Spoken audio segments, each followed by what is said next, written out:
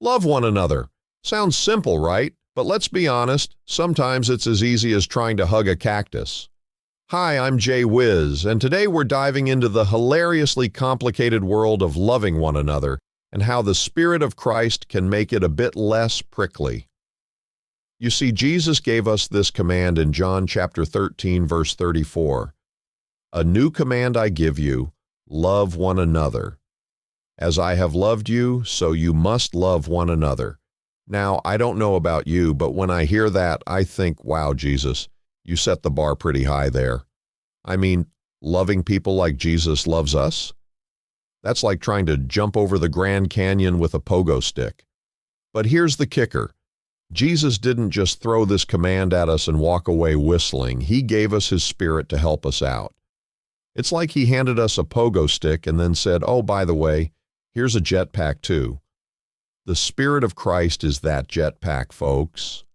Without it, we're just bouncing around trying to clear impossible gaps on our own.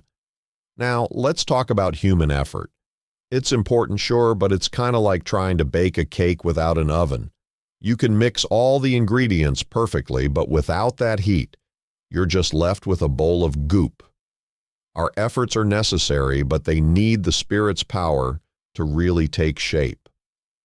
Take the Apostle Paul, for instance. In Galatians chapter 5, verses 22 through 23, he talks about the fruit of the Spirit: love, joy, peace, patience, kindness, goodness, faithfulness, gentleness, and self-control. Notice how love is the first on the list? It's like the headliner of a rock concert. And just like any good concert, you need the whole band to make it a hit. You can't just have the lead singer and expect a full show. So how do we let the Spirit of Christ shine through us? Well, it starts with a little thing called surrender. Yeah, I know. It sounds like we're waving a white flag in a battle, but in reality, it's more like letting the best chef in the world take over your kitchen. You step aside and let him do his thing. You still get to chop the veggies and stir the pot, but he's the one making sure the souffloncy doesn't collapse. And let's not forget prayer. It's our direct line to the big guy.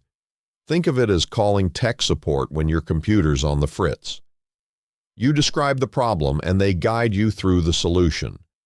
Except in this case, the tech support is never on hold, and they actually know what they're doing.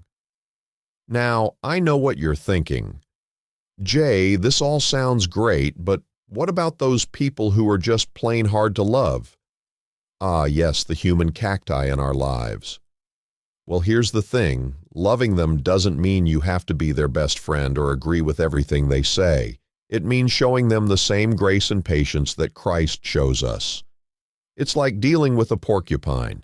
You approach with caution, but you don't throw it into the nearest river. In conclusion, loving one another isn't just a nice idea. It's a command from Jesus Himself. And while our human efforts are like trying to jump the Grand Canyon with a pogo stick, the Spirit of Christ is our jetpack, making the impossible possible. So, let's strap on that jetpack, surrender our kitchen to the master chef, and remember that even the prickliest people need love too. After all, we're all just trying to make it through this cactus patch called life. Thanks for tuning in, folks. Until next time, keep loving, keep praying, and keep letting that Spirit shine through. This is Jay Whiz, signing off.